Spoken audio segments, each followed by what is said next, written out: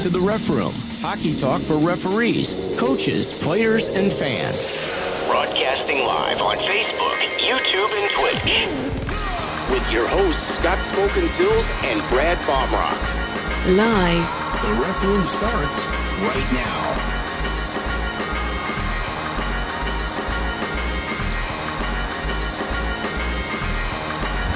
And now your host.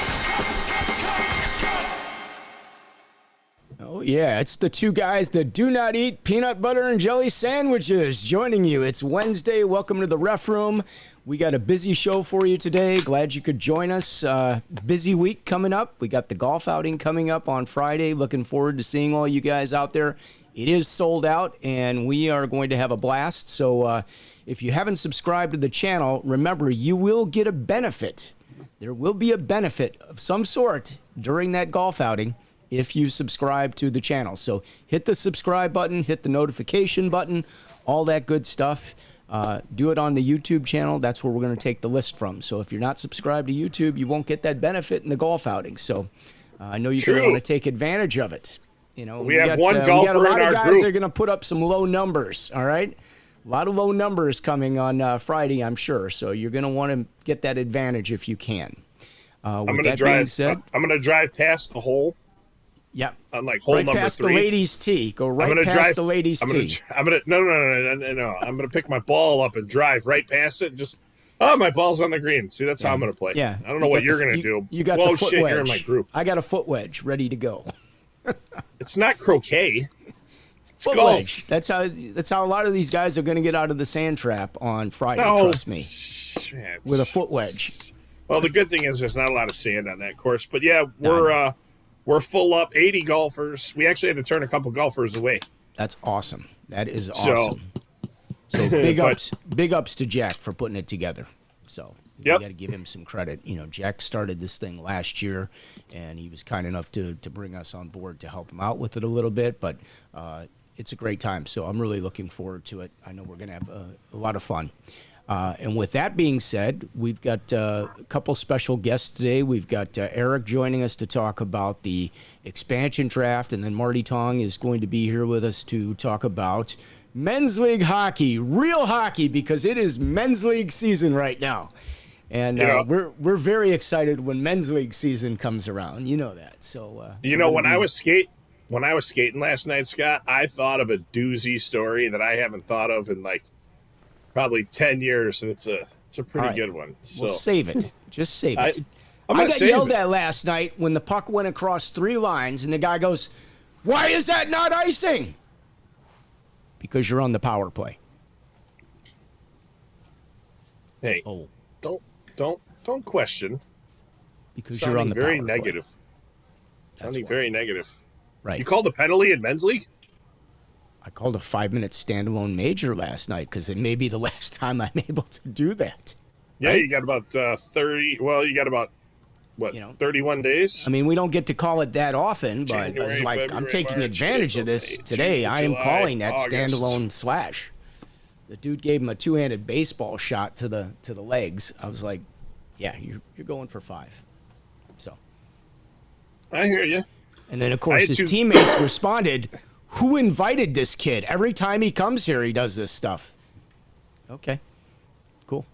So, does he bring good beer? That's my question. I don't know. I mean, he definitely was not the best player on that team. They were a pretty good team. So anyway, all right. Well, we're going to get started. It's a busy show, and go right ahead. We're going to cover a little bit about the draft coming up because we got the expansion draft. I believe it's tonight, but Eric's going to have all the details, so he's going to make sure that we are well informed on this because we're going to bring him in right now. So we'll welcome Eric.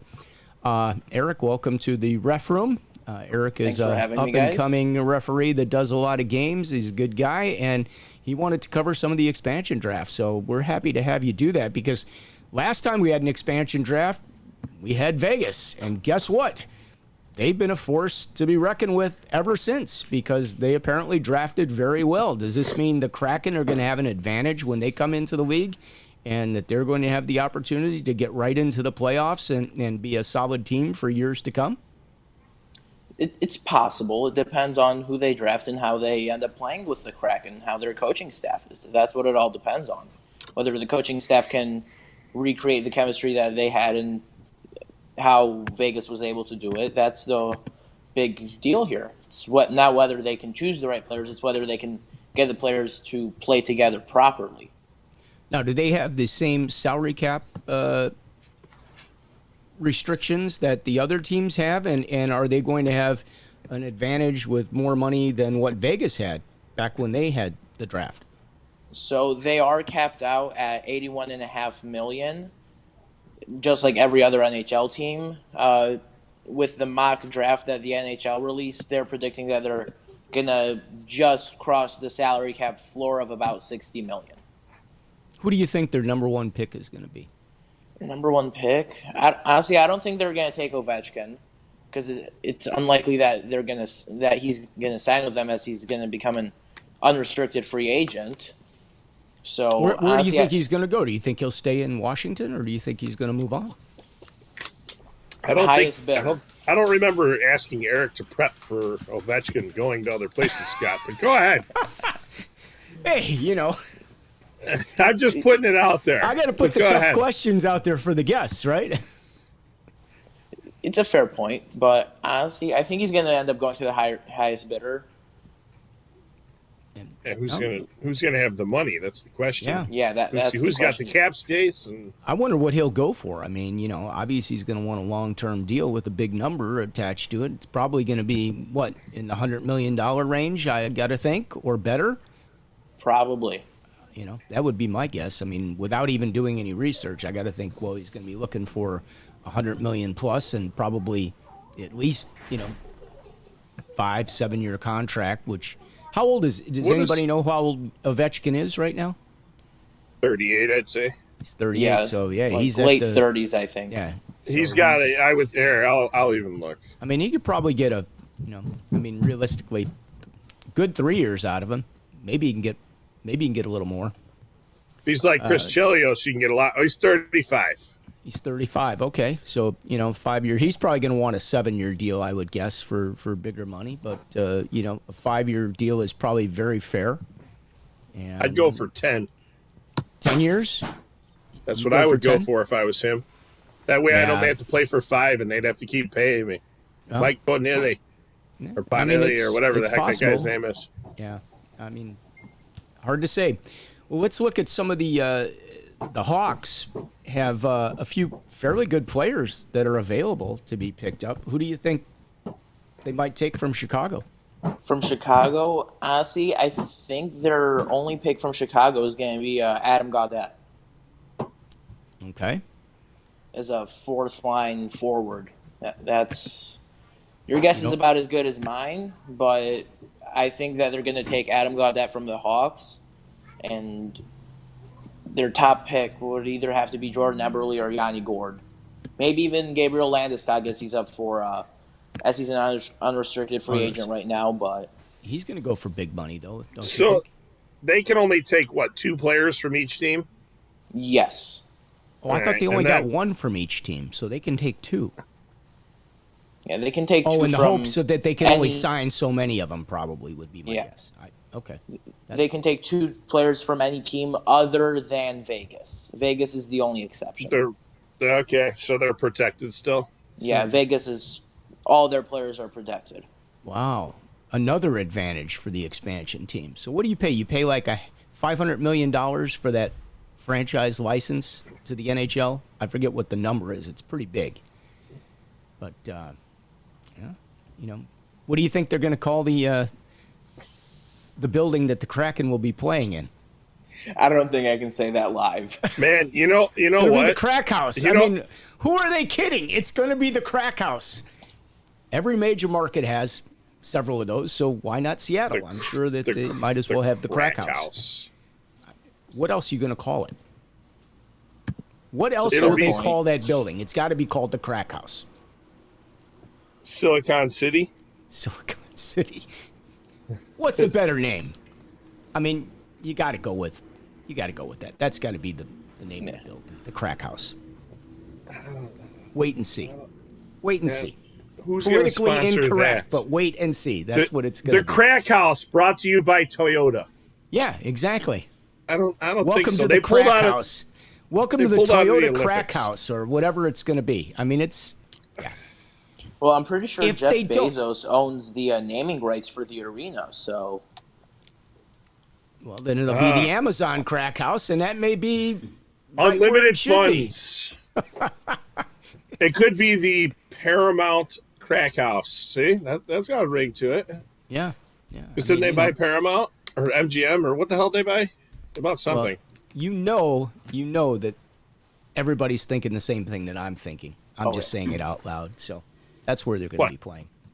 Crack Crack House. House. Now the question is it going to be crack like with a C or a K? It'll be with a K. Ah. It'll be Okay, with a so K. now we're really fucking with people.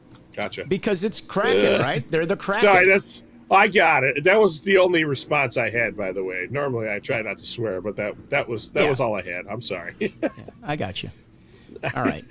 So tell us a little bit more about the draft and your thoughts here, Yeah. Eric. I mean, Nope. so honestly, I feel like this draft is going to be unlike the last one, just because there's so much more opportunity. There's way more players up that are unprotected. Well, yeah, you got Carrie Price on there. You got Carrie Price, you've got Gabriel Landeskog, you got Shane Gostisbehere, you got Giordano, you got who else? You got Jordan Eberle, Mark Gord, you got the Grimaldi brother, you got Gramble, you got Christian Fischer too. so they can put together a pretty good team right out of the gate. I mean, they could be very competitive. Obviously, they've got to be able to gel and play well, and that's the thing that Vegas has done. When did Carey Price sign his contract? That's a great question. Was that because that's Anybody- if you really think about it, that was a great move by Montreal to leave him open. 2017, he signed his expansion. I couldn't remember if it was 18 or 17. So if you really think about that, he's already signed to the highest salary as a goaltender in the league. What does he make a year? Does anybody know? I think eight or six or something like that. What's funny is I just had it open and I closed it. See? So what's the highest paid salary in the NHL right now? So Carey Price is making $9.75 million a year. Hey, you know Nice. what? That's chunk change. Scott makes way more. That's how we're able to do this show. Yeah, exactly. I get that at a Might House League game, okay? For split ice. I don't know about you guys. I don't know what you guys are pulling down, but that's a Might split ice game for me. What do you do? Rob the United Center across the street after your game? Right. Give me all the gate money. Yeah. Okay. And We'll just leave it at that. But anyway, I don't know. I mean, who is the highest paid player in the league right now? right now, it's Connor McDavid with an annual $12.5 million. $12.5 million. Yep. Yeah, I mean, it used to be like $6-7 million was big time for hockey, and it's doubled now. So that's You're Bobby they've got Hull, you 80, got 'em $80 built. million to play with. So if you took an Ovechkin, you'd have to probably pay him at least 12 million, maybe more, depending on the length of the contract. Could they get two of they these can- superstars? Could they get, another guy that take him up to like, $18-20 million for two players, and then I don't know. I would like to point one thing out. Austin Matthews is the highest paid player of 20/21. 16 mil. Wow. That's all live off the Google. Wow. How much is Kane getting? Is he like Not enough. $8 million? Well, apparently he's probably underpaid by that standard now. Yeah, I'm pretty sure back when he re-signed his contract, it was $8.5 million each year. Yeah. I'm sure he's got a few years left on that deal too. And Taves signed basically the same deal, didn't he? Yeah, Yeah, it was they an signed the 8-year same- deal. Yeah, I'm Back kind in- of surprised he's on the protected list. 8 years, 84 mil. 8 years, 84 million. So yeah, 8.4.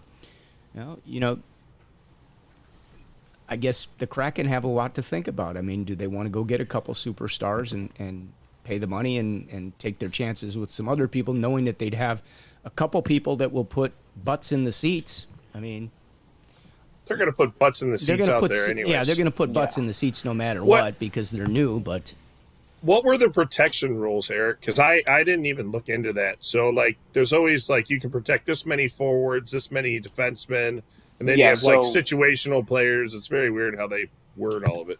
Yeah, so there's 2 options for protection. You can either protect 7 forwards, 3 defensemen, and 1 goaltender, or 8 combined forwards and defensemen and 1 goaltender. Those are your choices. Honestly, the first one makes a lot more sense, but yeah. So Subban from Chicago, he's available. You know. And then isn't it like if you've had a player only 2 years and so many games, and they got all these weird rules, like I think like rookies that are less than 2 years are already protected or something. Yeah, they have all these crazy players. See? And unsigned draft picks are exempt, and as well as players with no move clauses are also exempt. So Milan Lucic, Johnson, Skinner, and Price, and Bishop already can't be moved just because there are no move clauses and they don't technically count towards the protection list. Well, I'm curious, is there a number, or like a restriction on the number of players you can have with a no movement contract on your team? Not to my knowledge. Because I mean, you could technically sign all your players to a, you know, knowing that there's an expansion draft coming. Anybody that you really want to keep could have been put on a no movement contract. That sounds like a terrible idea. Seriously, like think about that. Here, I'll sign everybody to a no movement contract for 3 years. We stink. All right, let's trade. Well, we won't trade anybody. Yeah, we're in trouble. Well, we still have a few of those players. Aren't we still paying some players overseas that haven't, like, how long did we pay the goaltender that we had? Not Bobby Bonilla days or whatever. Was it Huey was the goaltender that we continue to pay for how many years? That happens a lot. That happens a lot. Like Phoenix had the entire retired line. It was, what was it? Retired line. No, seriously. Like it was like, I think it was like Datsuk, Kachuk, and Hossa. They had all 3 of their contracts at once. So, you know, it's the retired line. The ghost line. All right. Well, what else you got for us, Eric? Anything else you want to cover on this tonight? What we might be in store for? I got something that we can cover about officiating with them. Ooh, okay. See? Let's hear it. All right. So as a younger guy, what are the toughest things that you find going out on the ice and dealing with coaches, fans, players, whatever? Because you're a senior in high school, right? Yeah. See, I know what's going on. He's the youngest guest we've had on the show ever. It's history right there. We missed this whole year. So, like, it's been tough with me reacclimating myself with people that are in our program. But what do you find to be the most difficult? What are your challenges? Let's put it that way. Let's have it from somebody's mouth, and then we'll keep going. I'll ask you the next question after that. Biggest challenge would have to be getting talked down to by certain coaches, just because they think I'm younger. They think it's easier to push me around, but. May I suggest never getting married? I hope Rachel's watching right now because she's going to flip out. Someone's going to be sleeping on the couch tonight. The real boss. Hey, can't help it. Yeah. I'm real. So you think dealing with the coaches is the toughest issue for you, Eric? Well, some coaches. Some coaches, they're nice. They're understanding, but some of them are just... Do you find it at the younger level, like at the lower level, or do you find it at all ages? I mean, you work some high school games and you work some good games, so it all depends on the level that they're playing at. Like if it's a great team, that's usually where you see it more often. I don't usually see it at like Squirt B, but then I'll see it at like Pee Wee AAA. Interesting. Okay. Hang on. My phone just beeped. Uh-oh. Wonder who that is. Your wife. I hope so. Do you want to share that message? Hey, you know what? Her, she said mine shorted out, so I don't know if that was the gods protecting me, but. All right. So Carl says, Eric, you think Seattle is going deep in the playoffs like VGK? I think he means Vegas Golden Knights. The Vikings did their first year. Yeah, the Vikings. So what do you Vegas think there, Golden Knights? It's possible with all the unprotected players, all the choices they have. It's very possible. Yeah. But again, it all goes back to whether the coaches can bring the team together and make that happen. Yeah. I think it's also possible. Hang on. It's also possible that they call it the crack house, right, Scott? I think it is possible. It's very possible. I think it's very possible. I think there's a high probability that that place will be called the crack house. Maybe not publicly, but trust me, that's what everybody's thinking. Because, you know, that's like guaranteed rate field. Yeah. Yeah. What would you rather be playing in, guaranteed rate field, or would you rather be playing in the crack house? I'd rather be playing in the crack house. I just think that's more fun. Yeah. Well, it definitely sounds like a better time. Yeah, probably. Brian says, what's up, boys? Thank you. Carl says, McDavid and Matthews. I'm guessing McDavid is making more than Matthews? I think he's saying McDavid's a better player than Matthews. Okay. Greater than, less than. Greater than, That's what that less little. than. That's what that little symbol is. Yeah. The little number eats the big number. So Scott. it's not equal to. I know. I always remember it as the wide side was the more side. Well, just draw teeth in it, and then it eats the little number eats the big number. Okay. Well, Hey, I grew up in a different. I grew up in a different era. They didn't explain it that way in school when I was growing up. So. Yeah, and then they hit you with a ruler if you asked any more questions. So you just Probably didn't ask did. anymore. They probably did. All right, Eric, thank you so much for joining us. Appreciate all your insight into the draft tonight, and we're glad you're reffing, man. I'm glad you're enjoying it, doing a good job out there. Keep up the hard work, and we'll And look now forward to Scott's having going you to kick you off the call. back again. Yeah, Scott's booting you right now. So Hey, remember, it's not me. Right. I won't lie. I do like this template. Yeah, I know. The colors are good on this. Yeah. That other one we have is pretty cool. I got to get them all a little more consistent. I got to get them all done. I just need to find some time to do that. But it's busy. What can I tell you? All right, we have been talking about men's league forever. That we were going to do a show, and there's nobody better to bring on to talk about men's league than the legendary Marty Tong, because Marty has been like a men's league ref. He used to work my games years ago, long before I even thought about becoming a referee. Everybody knows Marty. You work a game with Marty, it's like, oh yeah, it's Marty. Marty can get away with anything because it's Marty. So Marty's here today. He is going to share some of his stories. We all got stories from doing men's league, but we got to have Marty on to talk about some of this. So let's bring Marty in here. Let's see if I can make this happen. Have I got Marty? Live from his remodeling project. Yeah, I don't think I got Marty. I still got Eric. I got to fix this. See, this is doing a great job. Yeah, well, I got a good story. Hang on. We can start out with. So I heard a story once. I wasn't a witness to it, but now we're in 3 boxes. Yeah, now I just gotta move it. I know. There was a men's league game. Right. There we that go. A player broke his stick, right? So he was very upset because a player came by and he whacked the top of his stick and busted his stick. So basically, it made it into a javelin.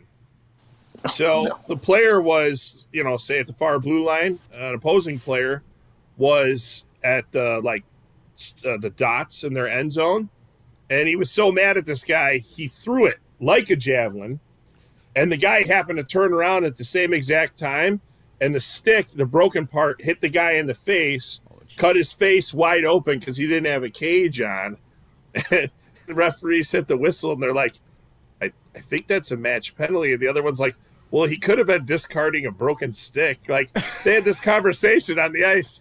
So, but they ended up, matching the guy, and I don't know what happened afterwards. But just so you know, if there's a broken stick out there, watch it flying through the air because it Yeah. has happened from what I've heard. So. Anything can happen at men's league. You know that. You can go out there with everybody being peaceful, happy, and loving for about 10 minutes, and then the next thing you know, all hell breaks loose. So, welcome to men's league. So, Marty, I know you got some stories you probably want to share.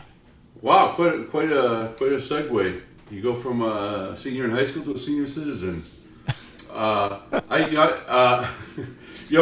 the story you're telling reminded me of a story that happened in baseball. The Cubs were playing the Marlins, and the batter swung while the player from third was coming from home, and the bat broke and it stuck in the guy's lung, punctured his lung. He ran straight to the Marlin dugout. The Cub player ran and they had to do some emergency surgery or whatever, and take him to the hospital, and he had to stay behind. He couldn't fly and puncture his lung. But anyway, we're here to talk about hockey. So, where do you want me to start? I've been doing hockey for 28 years, and I started out in I'm sure you've seen a couple crazy things in your day doing games, I've seen a lot of things, but I think in fairness, these weird things, these weird stories, don't happen every night. So as I tell these stories, keep in mind that I've been doing this for 28 years. So, and the game has kind of evolved to where, when I started in the early 90s, there was more rough stuff and intimidation, and every team had their goon, and some guys, they feel like they got to go out there to prove their manhood. But the way it is now, I think that most men's leagues run a pretty clean program and tight ship. And with the advent of Live Barn, you can always, I remind players constantly that, hey, this game is being recorded, so the video don't lie and don't do anything stupid. Yeah, that's a good point. You're on TV. Yeah, exactly. They will have video of it. You know that. Yeah, you guys were talking about the crack house. Get back. I had a couple of thoughts that it was mentioned that Amazon has the rights, the naming rights to it. Didn't that guy go up in a spaceship? What? Yeah, 11 minutes. 11-minute one way up and one way back down. Yeah, so I was know. Was it like $100 $100 million million a minute, or what did that cost to do that? I'm just, Who cares? Outrageous. He doesn't care. He has more I don't money know. than NASA. He should have at least bought a decent friggin' hat, to put on. I mean, did you see that stupid hat he had on? What was up with that? Well, the spaceship was shaped like a penis. I wonder if the arena was gonna be shaped like and called the crack house. Anyway, and also you're talking about salary. I remember a few years ago the Blackhawks had Hugh and Javi Bullen. I think between the two of them, that's the guy we were talking about. Yeah, that's what I said. Yeah, they right. between the two of those guys, they had like 25% of the team's salary, and you can only play one. And so then the Hawks should have learned a lesson. Like they continue to go back. I don't believe in going backwards. I think once you let one of these players go from your team, you don't go back and try to get them again.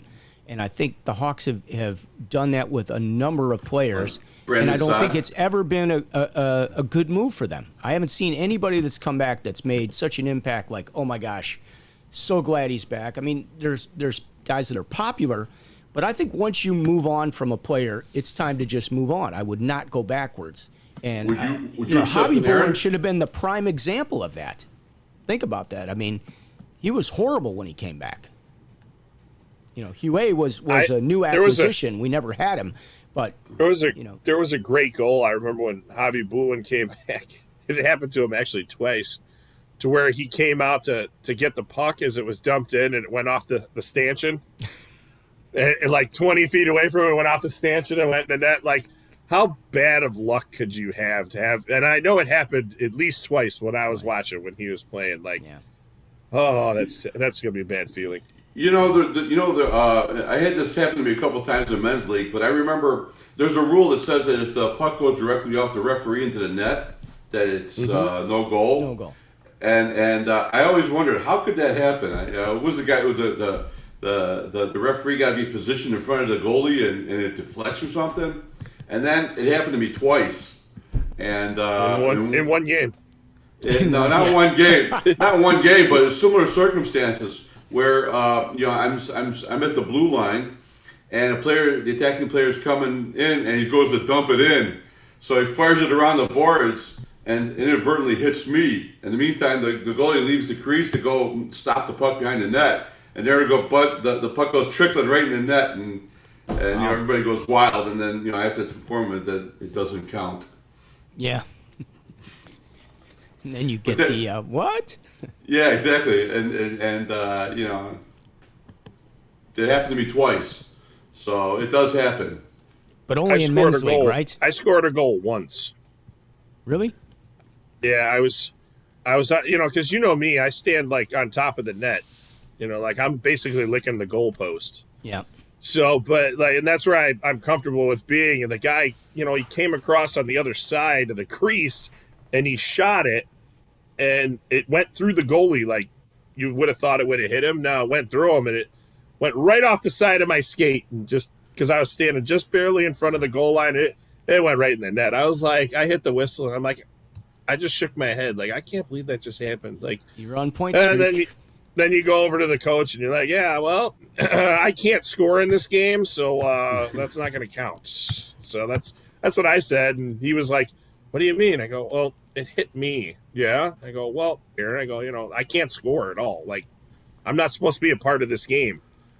So, although if it hits the referee and say it hits the board and then goes in, that's a good goal. That's another exactly. story. Yeah. So let's hope that the guy doesn't shoot hard enough to where that happens.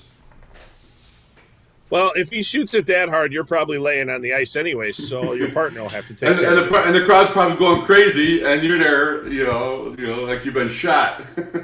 Yep. Speaking of crowd, I refereed a men's league game last night, and there was like 25 people watching it. I couldn't believe it. Well, you do have some teams with fan clubs. There used to be a team out at Glacier that they sold merchandise. They would show up, they'd sold merchandise, and they had like their own entourage that came with them. Those guys play down at Fifth Third now. They used to all have mullets. A few of them still do. Are you alluding to the gay hockey team? No. They have a cult following too. Yeah, but I'm referring to the Lemonheads. Okay. Lemonheads, yeah. The Lemonheads. The Lemonheads. This one I've never heard of. The captain of the team was I think he's the third goaltender for Toronto Maple Leafs, and he plays forward. He had like 7 goals the other night against a good team. I'm like, oh my God, and he can snipe the puck. I mean, I got to give him credit. The guy's a good player. He's playing with a lot of good players. I mean, that is a good team, and of course, Fifth Third, it's only they have a B league. They don't have an A league, and so you've got some really, really great teams playing over there, and of course, it's a great place to play.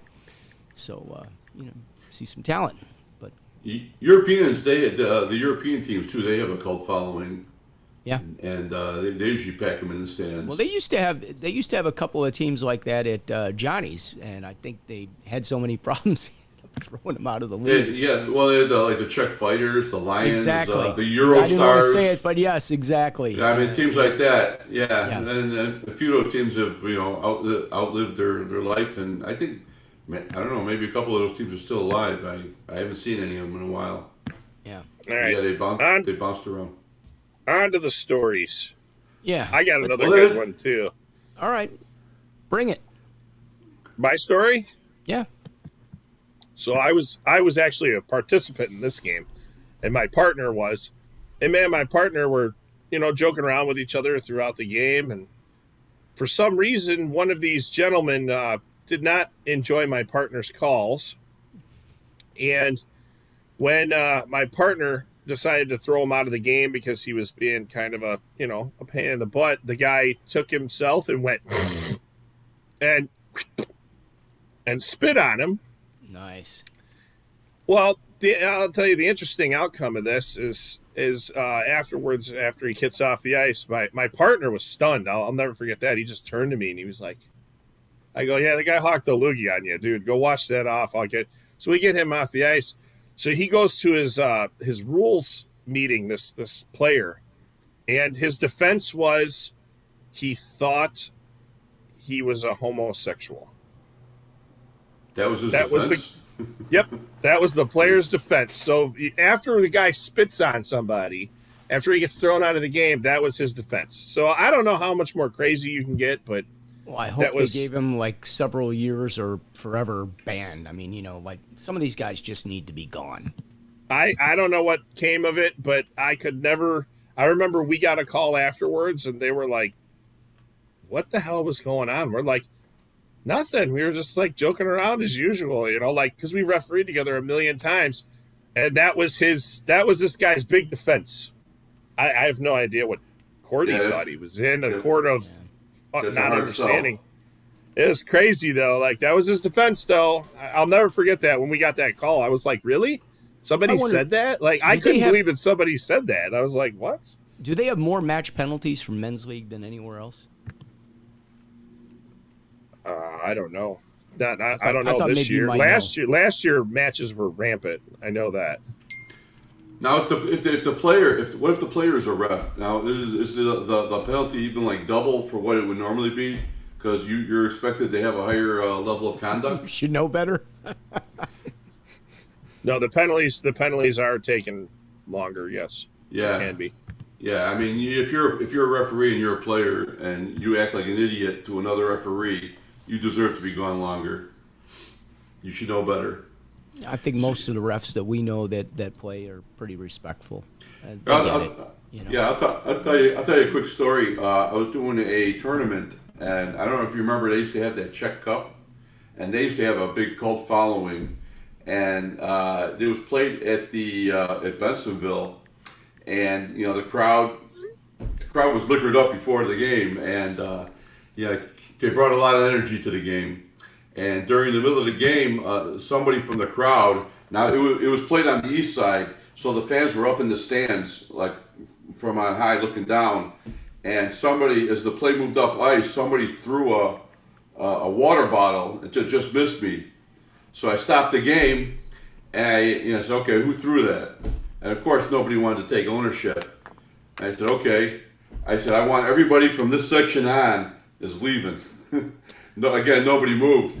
And then I went and told the team, I said, those are your fans. You tell them right now, they either leave or the game's over right now. And finally, the player had to go talk to the fans, and they eventually left, and then we picked it up from there. Well, you've done a bunch of like the police and firemen games, haven't you? You gotta have some stories from there, because those two teams do not like each other. The police and the fire, they have different level teams. I know, like the every year I do a game at before COVID. I was doing a game at the Morgan Park between the fire and the police, but they're like the JV team. So, and it was more friendly, and then they take the proceeds, and it's a pretty awesome event, because like if they had any if they lose any player, they'll have their families out there, and the proceeds go to the families of the people who had fallen in the line of service. But but then I've done the varsity teams, and it was pretty intense, and they got guys who can play or who play juniors, and it's very intense, and I think the police won like 3-2 or something like that, and it was played out at the Edge.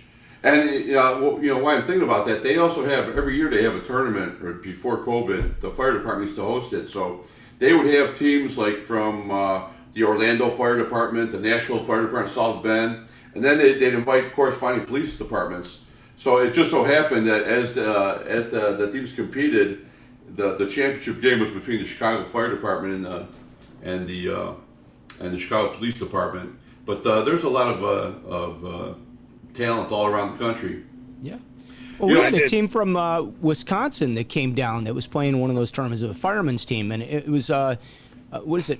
Was it Mark Johnson that played on the Olympic team on the the amazing team? I think it's his son that played.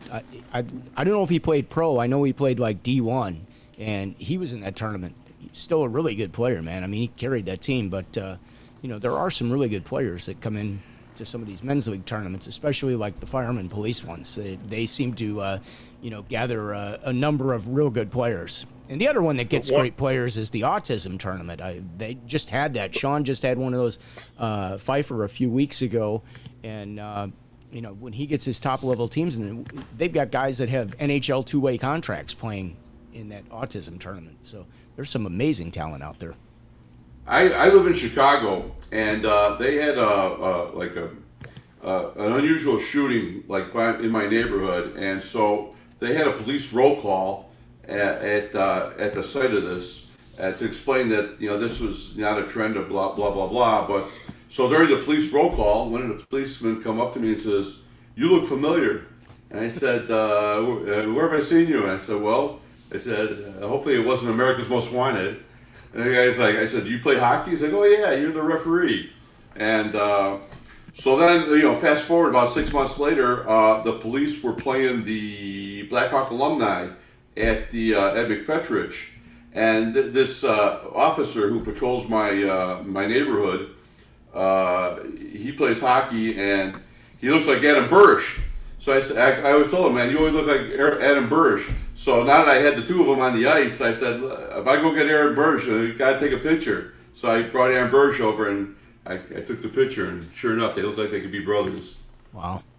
And Adam Burrish is a super nice guy too. The guy you see on TV is pretty much the guy you see live. Well, Marty, you got some fans that are checking in here, so we'll just put up a couple of the Hey Martys. Elizabeth says, looking good. Brett, speaking of Live Barn, check your email for a baptism. Okay, I will check that out. Our referee-in-chief, he says, most matches in the last 4 years are from JV and varsity levels, not from the men's league. So that's there you Illinois, go. Thanks for chiming in there on that one. And let's see, I proposed to my wife at one of those Guns and Hoses games. Marty recorded it for us. Wow, there you go. Marty captures all the moments for everybody. And I don't know what Cool Hand 885 BBB, I'm not sure what that is, but Baba Booey, Howard Stern. Okay. The one police fire game that I did for the Chicago PD and the Chicago Fire Department, it was at Rosemont, and it got so violent that Rosemont threw us off the ice before the end of the game. I kid you not. Yeah. That's how bad They it got. clearly do not like each other. I mean, it's amazing. I had a police, and I think it was Wounded Warriors, and police couldn't have been nicer with those guys. They're like, no, we actually like these guys.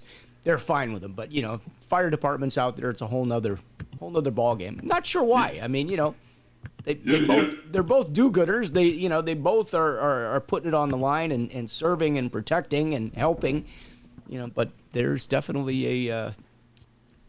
Did you ever see that viral video in Long Island where the police were playing the fire department? It was like a bench clearing brawl. You could YouTube that and probably find it out. But Brad, you mentioned about the Guns and Hoses. They'll tell you before you go on the ice for one of those events. Any fighting, the event's over. Period. So yeah, and you're right. The action does get intense, and I constantly remind the players that hey, we got to tone it down, and because if it starts up like that, they're just gonna pull us off the ice. Well, they were nice. They was like the third or fourth fight before they threw us off the ice. Oh, really? Because they tell you, they tell you before you go on the ice. Any nonsense. Yep. And of course, somebody feels like he's out there to prove his manhood or something like that. Feels that he's in his right environment. But it really it gets me about men's league. I say the game has evolved because when I first started, it was a lot more violent than what it is now. But let's say you participate in a men's league game, and you get some guy gets you angry, and you want to beat him up and all that, and then suppose you advance, you go to championship. What do you win? A coffee mug, a T-shirt. Is that what it was all about? Was it worth it? Was it worth it? It's all really. About the beer. It's all about the beer mug. You know that. Exactly. Yeah. What's the number one rule? So you're not catching what's going on here. What's the number one rule? For what? You guys aren't movie buffs, huh? Don't talk about Fight Club. That's what's going on there. They got a secret underground men's league Fight Club going. That's what's going on. And they randomly meet at rink to rink, from Vernon Hills to Romeoville. And if you win, that's what's going on there. There's nothing else. Nothing has been solved. There is nothing more important than men's league hockey. You know that. Yeah, I was doing a Vernon Hills. There was a showcase for people trying to get contracts and scholarships and all that. And going into the event, I was told that if these guys want to fight, let them fight. And these guys are high end players. And what's cool about this is, fortunately, nobody fought. So and they're really cool about it. And some of the best hockey you've seen. And then as these guys are coming off the ice, these scouts are approaching them, saying, "Hey, come to our school or our program, blah blah blah." And you hear these players say, "Well, I got to talk to my mom." You got to remember that these guys are. Aren't quite adults yet, so they shouldn't be fighting. What year did they take checking out of men's league hockey? It was before my time. It is before. Yeah. I think Skokie was like the last venue that had full check. That would have been in the 80s, though, right? I would think so, yeah. Because I remember playing in Skokie in the men's league in the A-League there, and we used to have check. I think that was. Did you say the 80s? Yeah, the 80s. I was just checking. Yeah, you did say yeah, 80s. Before your time. I'm a 90s kid, so You're kid. The problem you have with chick. the problem you have with men's league checking. That's the song. Is the problem you have with men's league checking is not everybody knows how to give a body check or take a body check. I think as a coach, when you introduce body checking to youths, you show proper technique. Did you hear that? He said youths. He totally said youths. He definitely said youths. No, you definitely did. Hey, he's from Chicago. He's from Chicago. That's acceptable. A New York thing. For those of you youths. that are watching, Well, I made the Long Island reference. To youths. But yeah, I asked the coaches, what's the first thing you teach? You teach how to give a check or take a body check. And then, if you open it up to men's league, half those guys don't know how to do it.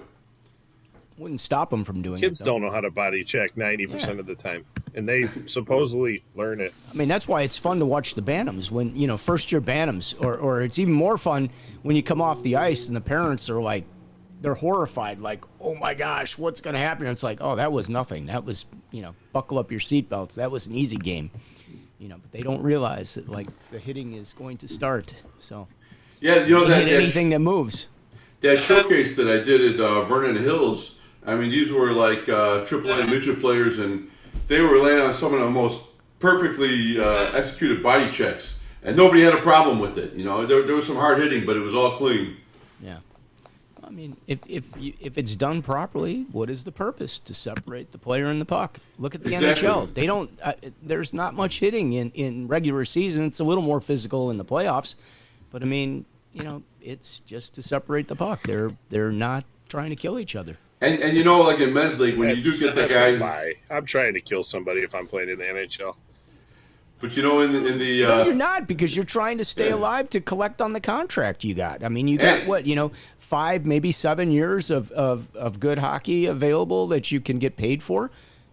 For most of the players, it's probably 5 years. I would guess, maybe less. Yeah, and if you miss they it, want you to check at the survive pro those level. 5 years and get as much as they can to get out of there. I mean, that's what it's all about. That's why you don't see the hitting that we used to see. And you and I have talked about this, Brad, and you're the one that brought it out. I mean, the fact of the matter is, players today, players and coaches, they're assets. like, call that penalty. Isn't that a penalty? Well, yeah. Where in years past, it was, you're going to call that? Really? That's a penalty?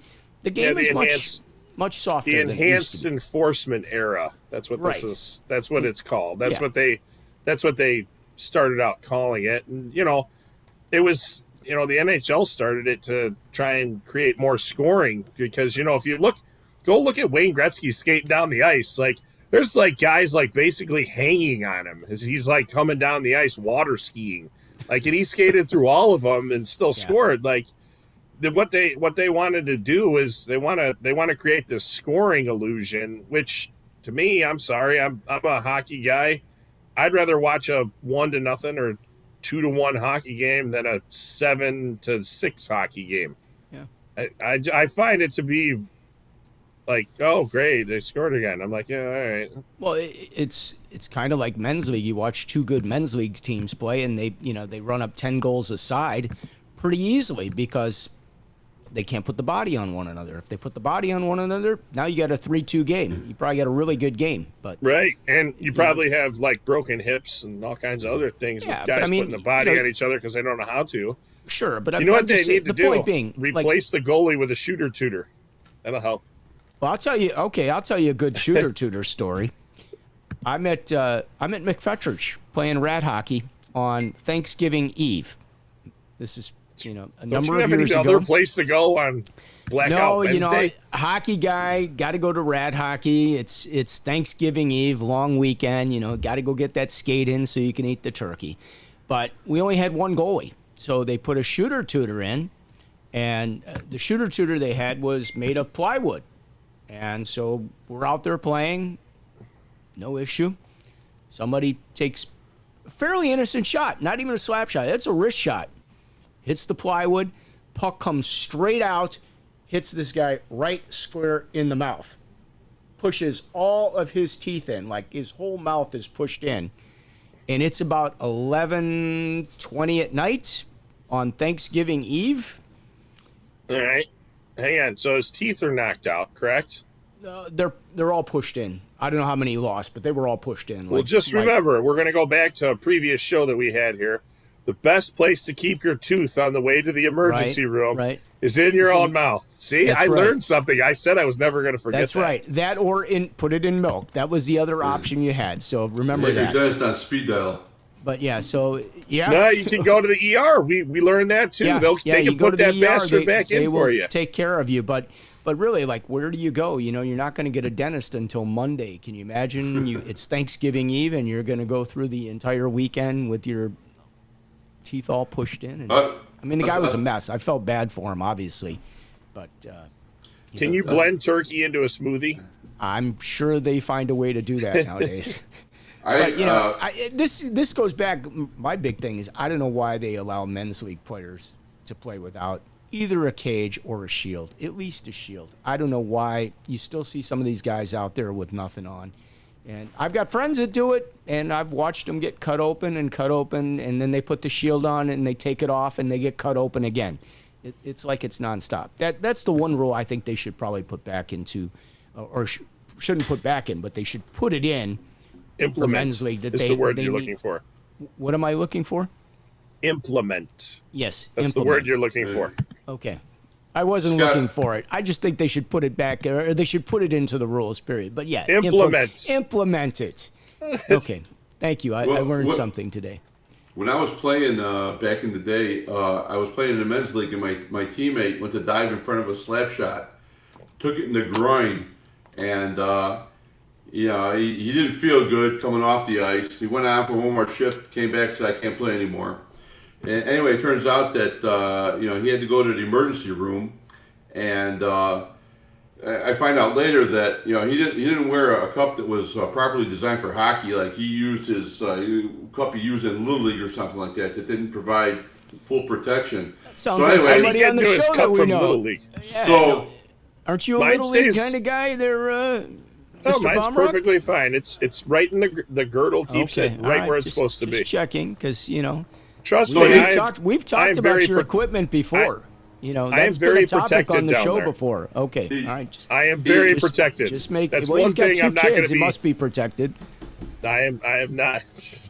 There's one thing I'm not going to be protected in, and that's region. I'm protected. Okay, that region is fully covered.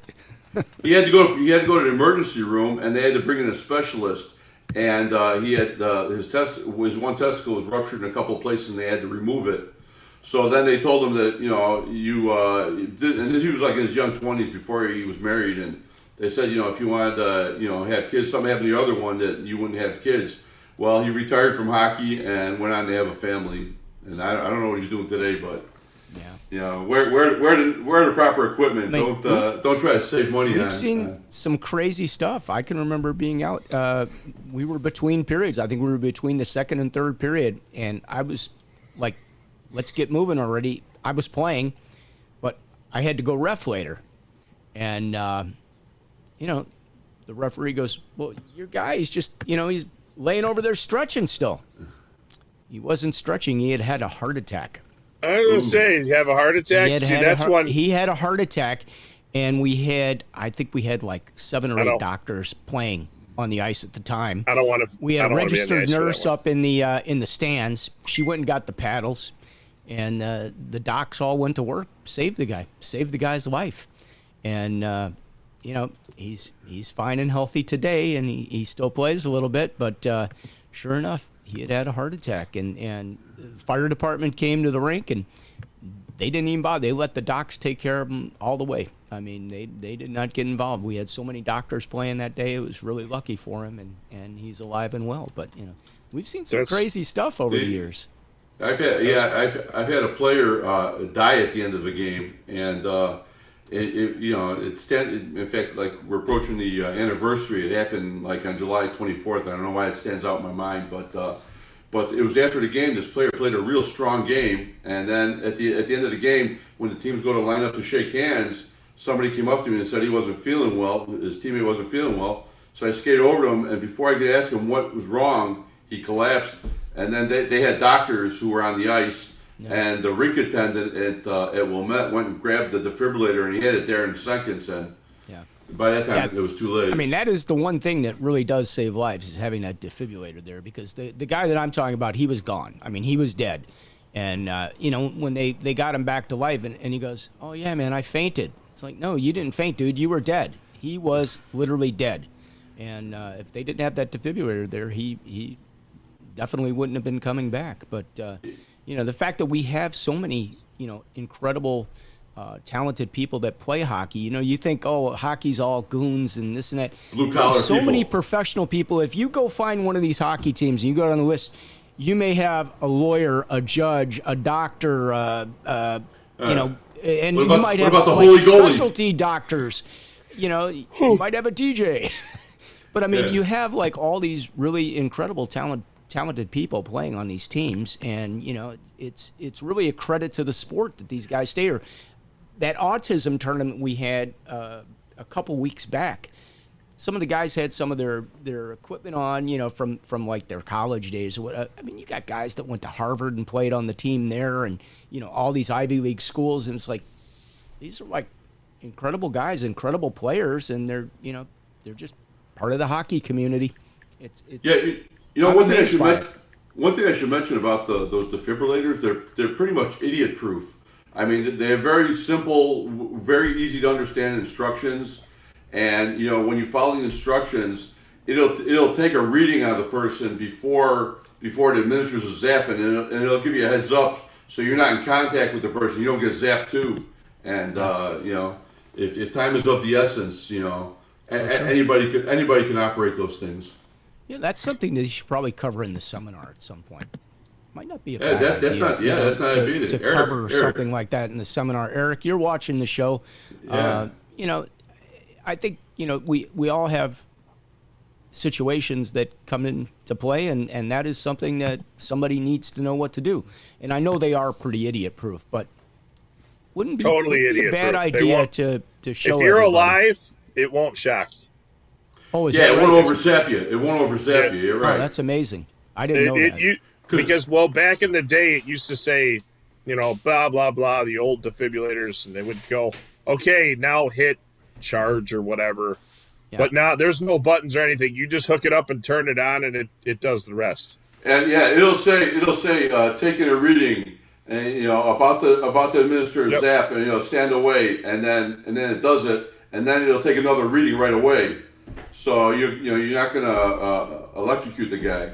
Yeah. Or girl. I wonder, you know, from the standpoint of, you know, we're on ice with metal blades touching the ice. I mean, is there any risk of getting shocked from I believe the answer is yes, if you're in contact with the person getting the shock. Yeah. I mean, that's something else that, you know, needs to be considered. Are you talking about the shock going through the ice, through your skate blades into you? If you were too close, I'm wondering if that is a... All right, hang on, let's just go. I don't know. I'm asking. The bottom of your the bottom of your skate, what the blade goes into what? Plastic. The tube? You're right. Yeah. So there you go. Your Safety, resistance. Okay, You're that's good insulated. to know. Yeah, that's good to know.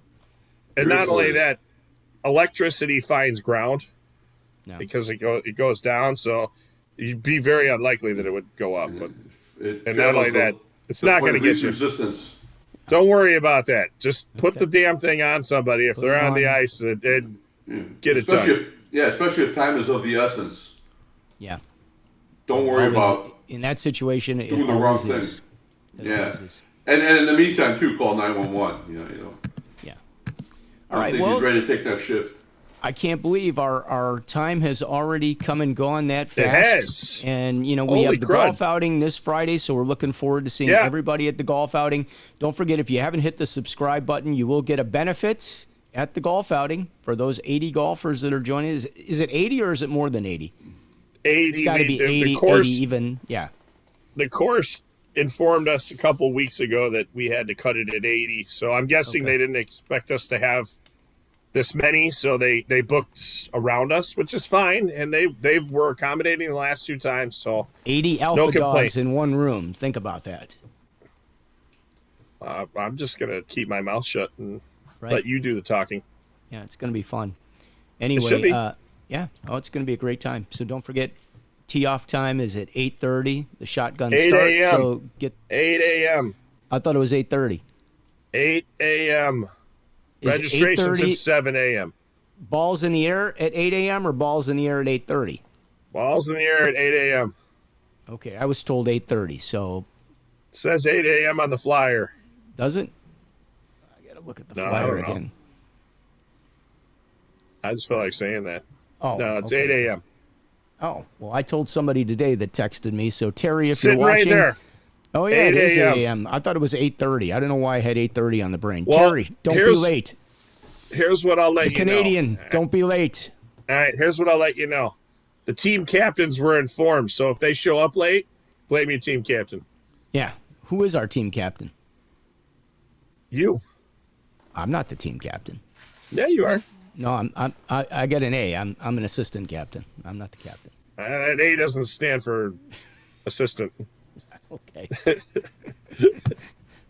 Yeah. All Anyway. right. But yeah, the golf outings be at fun. 8 a.m. shotgun start. It'll be And good. for Then we're all gonna you hang out guys, after. you better get out and hit some balls because I think you have to use 3 drives from each player, if I'm not mistaken. Is that right? Yeah, that's not going to be a problem for me. But yeah, 3. Yeah, the rules started today. I don't know where we decided to start with all these different rules, but Do you hit the Yeah, ball that- pretty that far, started Brett? today. Because I'm not a big hitter, but I'm everyone, I'm- as long right down you know, the it middle, go- baby. Right down the middle. goes about 70 feet forward and about 200 to the right. 250 off to the right. Yeah, it's Yeah, so that's a interesting. 320. That's a 320-yard drive. 70 down the middle and 250 off to the right.